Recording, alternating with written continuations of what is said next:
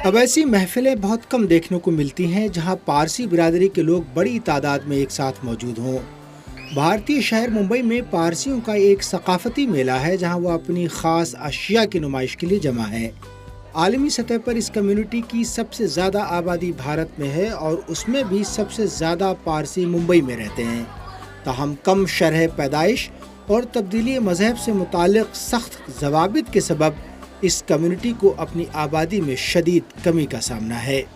मैं कहूँगी कि आलमी सतह पर 1,20,000 के करीब ज़रतश्ती अक़ीदा रखने वाले लोग हैं जो दुनिया भर में फैले हुए हैं। जब हम ज़रतश्त की इस्तिलाह इस्तेमाल करते हैं तो इसमें पारसी और ईरान में रहने वाले ज़रतश्ती सभी शामिल हैं। इसमें भी सबसे ज़्यादा आबादी भारत में है, जबकि दूसरे नंबर पर ईरान में है और फिर शुमाली अमरीका में आबाद हैं। लेकिन खुद मुंबई में 58 से 59,000 पारसी रहते हैं।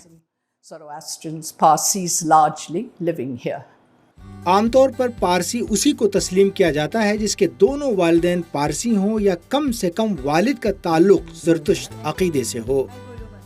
कोई मजहब तब्दील करके इस बिरादरी का हिस्सा नहीं बन सकता। ताहम बाज़ माहिरीन के मुताबिक अगर यही रविश जारी रही तो शायद 1 सदी बाद पारसियों का वजूद ख़त्म हो जाए।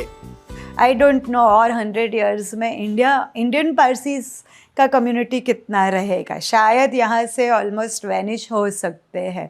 पारसीज, वो भी Parsis in India do not allow conversion. वो एक रीज़न हो सकता है फॉर द डिक्लाइन। ये एक है कि कन्वर्जन नहीं अलाउ करते, मगर कम्युनिटी जो आज है, जिंदा है, एक उसकी आइडेंटिटी है, वो कन्वर्जन नहीं अलाउ करके ही रही है, because it's a community, it's not a religion.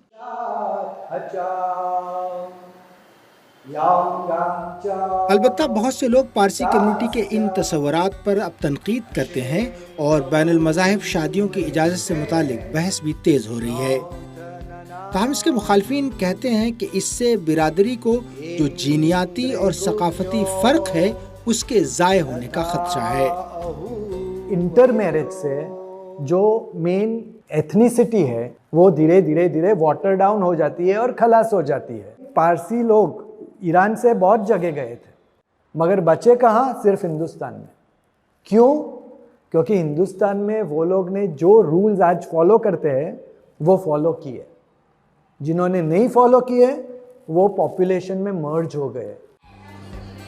भारतीय पारसियों का ताल्लुक ईरान से जोड़ा जाता है, जो 7वीं सदी में अरब मुसलमानों की फतह फारस के बाद भारत हिजरत करके आए। पारसी ज़रतश्ती अक़ीदा रखते हैं जिसे आलमी तारीख़ के कदीम तरीन मज़ाहिब में एक माना जाता है। पैरोकार बुनियादी तौर पर आग की पूजा करते हैं। इसे अगियार में अदा करने के साथ ही घर में भी इनफरादी तौर पर किया जा सकता है। रिलीजियस प्रैक्टिसेस अभी भी सेम है। तो आज भी हमारे प्रीस्ट वही सेरेमनीज करते हैं और वही प्रेयर्स बोलते हैं जो 4000 साल पहले से आ रही है।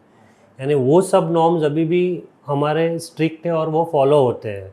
सो रिलीजियस प्रैक्टिसेस में कुछ डिफरेंसेस नहीं आया है, ओनली लैंग्वेज हम लोग ने अडॉप्ट किया, दैट वाज द डिफरेंस।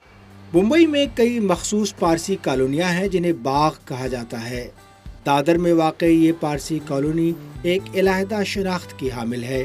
ताहम आबादी कम होने के सबब बहुत से मकान खाली पड़े हैं। यहाँ उनकी इबादतगाह यानी अगियार के साथ मखसूस तर्ज के मकानात भी हैं जिन्हें कदीम ज़रतुश्त मज़हब की अलामात से मुज़य्यन किया गया है। इस कॉलोनी में पारसी रिवायात के साथ ही कदीम ईरानी तहज़ीब व सक़ाफ़त की अदबी झलकियाँ भी आया हैं। यहीं पर ज़रतुश्त की मज़हबी तालीम व तरबियत के लिए दुनिया का वाहिद मदरसा भी है। रतन टाटा या टाटा कंपनी, बॉम्बे डाइंग, गोदरेज या ब्रिटानिया का नाम तो आपने सुना ही होगा। ऐसी कई बड़ी कंपनियां पारसी बिरादरी के मुमताज़ सनअतकारों की देन है।